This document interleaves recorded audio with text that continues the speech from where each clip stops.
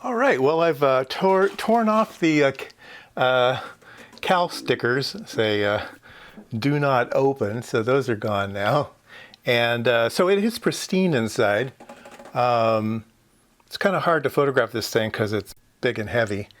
But basically, there's some option boards here that aren't there.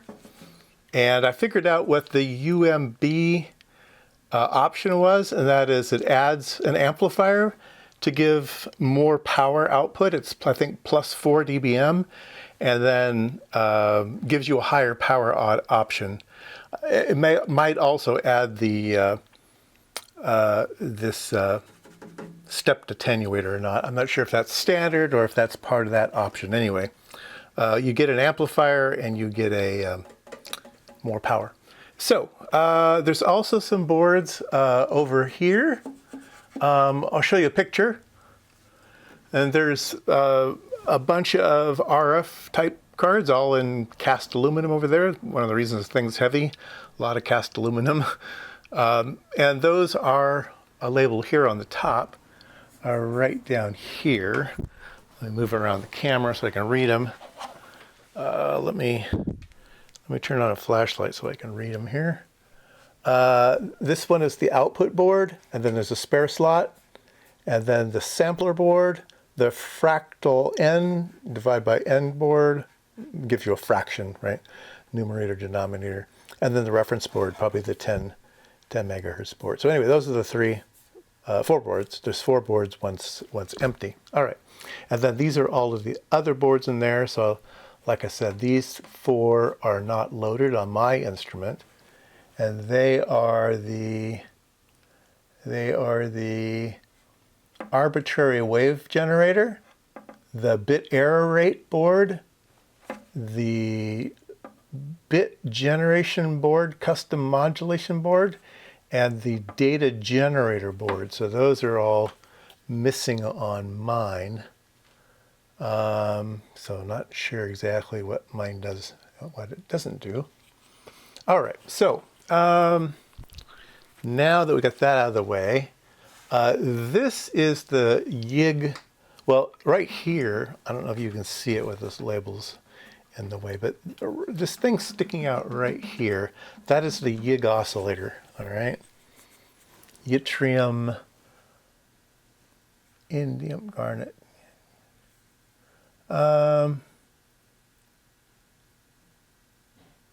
Yeah. What does it say on it? Agilent? YIG-tuned something or other. Part number 50877084. So I think it's a 1 to 2 gigahertz YIG. And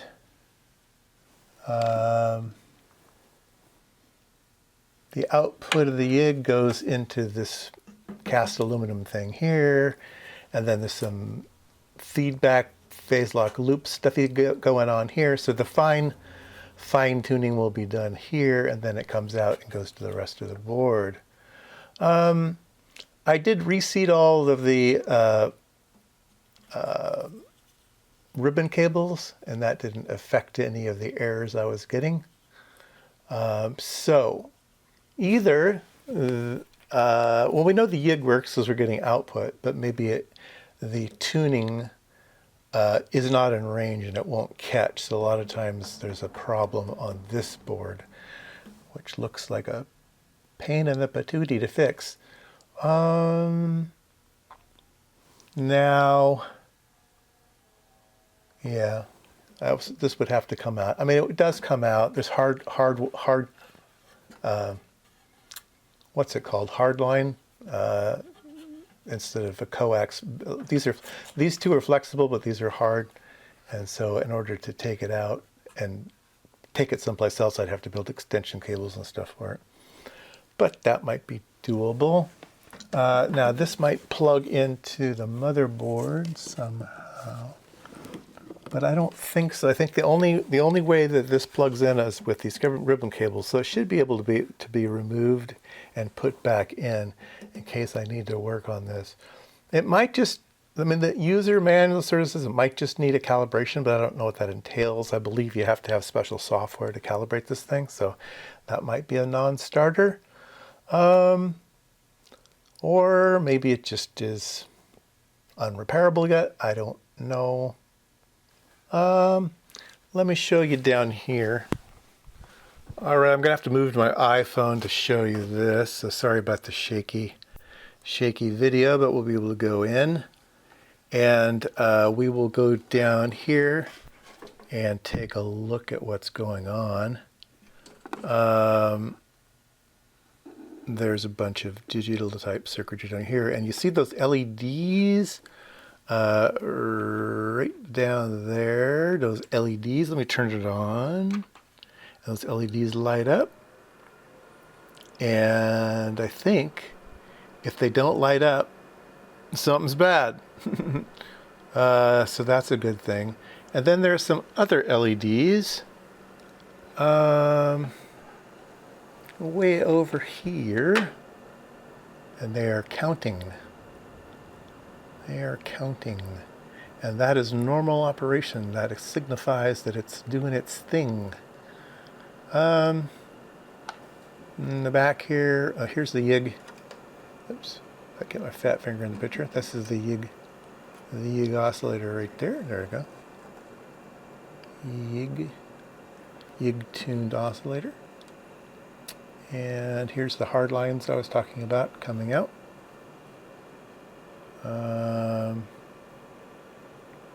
This is the back plane for all of those boards on the side. This is the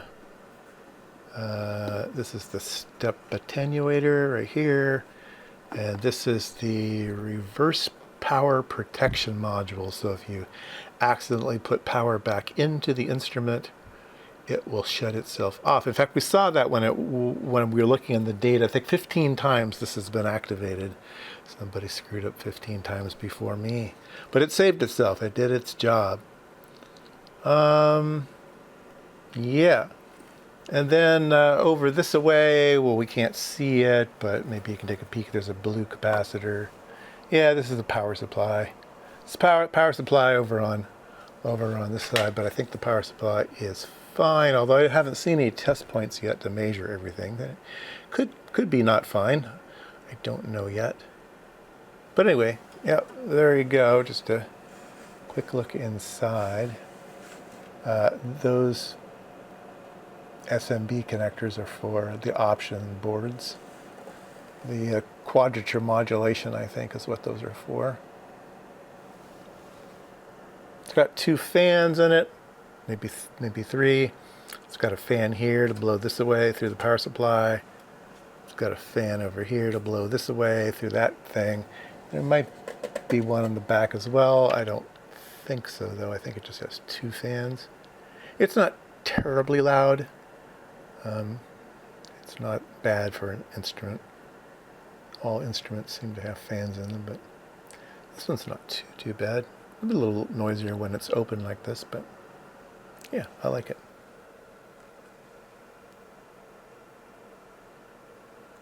Here's the calibration is due on 13. Well, at least for now, I don't see anything obvious. It may be wrong or right. I just need to play with it some more, and maybe get it jump started. Maybe there's a calibration bit. Maybe there's a DAC or something where there's calibration data to set voltages in the YIG oscillator feedback path or something, and those just went funny. I don't know if you can get into calibration menus in this box yet or not. I did download a bunch of manuals, about 7 manuals. There is one that talks about servicing and one that talks about calibration, so need to read through those, but they're very big manuals, so take a while.